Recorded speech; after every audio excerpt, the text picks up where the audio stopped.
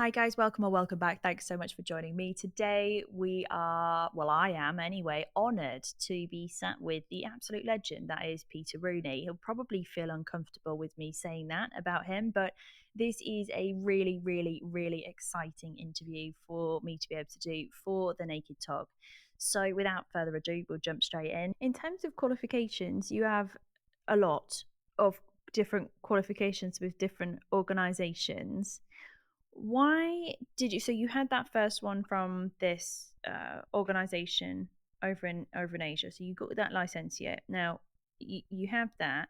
Why then did you do what I did and go and get them from different organizations and then move up the ranks in different organizations? Because I know that you at least have two fellowships with different organizations. So why do you keep going and getting qualifications from everywhere? Why do you do that? It gives me a goal. I'm very much like I can't take an image and then put it on Facebook and then just be done with it. I have to have a reason to do that image, and if I want that image to reach its best, I need to put it into an environment where it will be judged at its best. Otherwise, I felt that I would just cut corners. I wouldn't put in the amount of effort that I needed to put in to reach those goals. So when I achieved one, um, it's like, yeah, I like this. So, this was in Asia. So then I started doing another one with the MPI, which is in Canada. I just have to submit two portfolios because it's done a different way there. You have to win so many trophies at certain levels in order to then get your masters. And I've reached those awards, but I need to just submit some images, and I can get a master in portraiture and digital illustration. But I've yet to do that. I want to submit new work for that, not work that I've already done. Um, and then I went in for the MPA and I got a licentiate. I tried to be clever in the panel that I used. I tried to be different and original, but that kind of backfired. It didn't work. I was hoping to get more than that. So then I just had a rethink, and I thought, well, I'll submit again. So I think it was at the 2019 awards that I came over to the UK, and I had a panel ready for my associate. I wanted to go for my associate, and I'd had the lovely Faye Yerbury helping me out. Um, she was awesome. So she had to step out of the judging because she knew my work. So she stepped out the judging, but she was pacing up and down, um, with anxiety over this. And then I went in, and they just sort of said to me that, we're not going to give you an associate. We're actually going to upgrade you to a fellowship.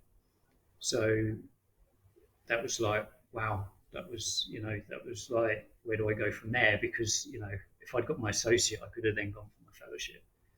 So it was just a need to give my work a purpose. As I say, I didn't want to get to a point where I just share it on social media. I wanted to create stuff that would have a purpose. So I would just go after another qualification. Um, so I will be going for the RPS, and I will be going for, the Guild and SWPP and things like that. So, I just need new work to submit for those. But those are what drive me uh, to do what I do. I think that was a wonderful story and reasoning as well, because I've been struggling to work out why I am going and doing the same thing. And I actually couldn't put it into words really, in terms of why. Because I've got another fellowship booked for October to put in for. I was like, I don't know, why am I doing this to myself? Because it's so stressful and it's quite expensive when you think of like the printing and everything that goes into it and the Oh yeah, yeah. travel and all of those bits and pieces. was like, why do I keep doing this to myself? But actually, I think that you've hit the nail on the head there in terms of the work that's created, perhaps not for clients or uh, from client work, but you're pushing it further.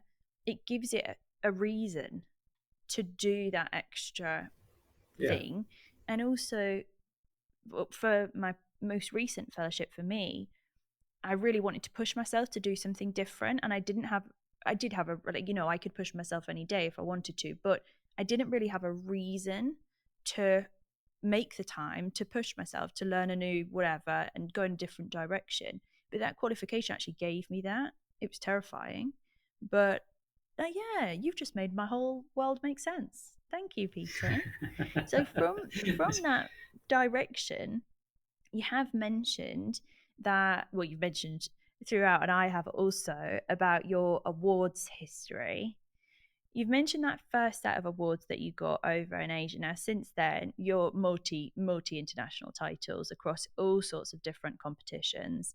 And I know that you did take a break as well from competition recently. Could you walk through your competition history for us and how your perception of competitions and awards has changed perhaps over time? Is that okay?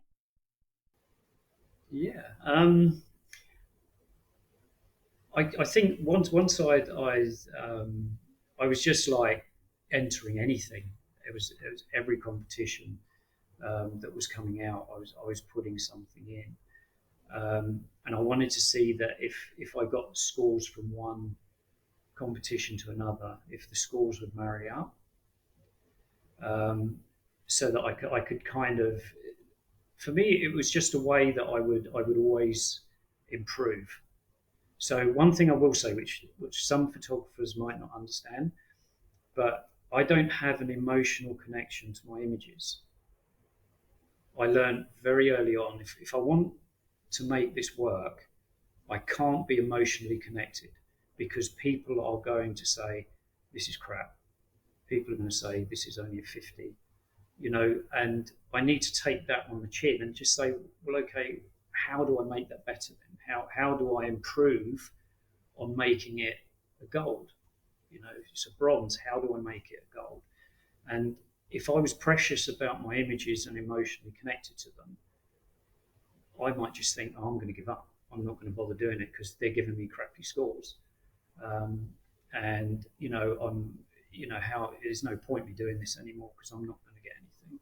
But I thought, by dropping my emotional connection to those images, they could say what they liked, and I'm like, yeah, okay, I take that on. I don't mind. But the downside of that is there's just no image, um, probably other than the toy maker, that I'm proud of, because I always think I could have done that better. I could have improved. So that's the downside of it, is that a lot of my work I look at, and it's just that's yesterday's news. So by cutting that, if that makes sense, if by cutting that emotional connection, has also made me not love uh, my imagery probably as much as I should, or enjoy it as much as I should. Um, so yeah, that's one of the things. When I used the judging, as I said, was mostly for um, improving what I did, getting the feedback, and then just applying that to that same image, and then I'll submit that to another competition with those changes to it. And I think, yeah, I just tried to be different. As I said, I tried to be different, and I tried to build stories into the imagery I did to try and be different, and tell a story rather than just have a portrait. Um, but it's difficult, because then it gets very repetitive, and you then try to find a different route in. And then sometimes it's like, you'll put a lot of work into an image, and it's a composite, and you have an idea, and it doesn't do that well. Um, so you then sort of have to go back and then reinvent. So a lot of the images that I've done, I plan to redo again, um, because I think I can improve on what they are.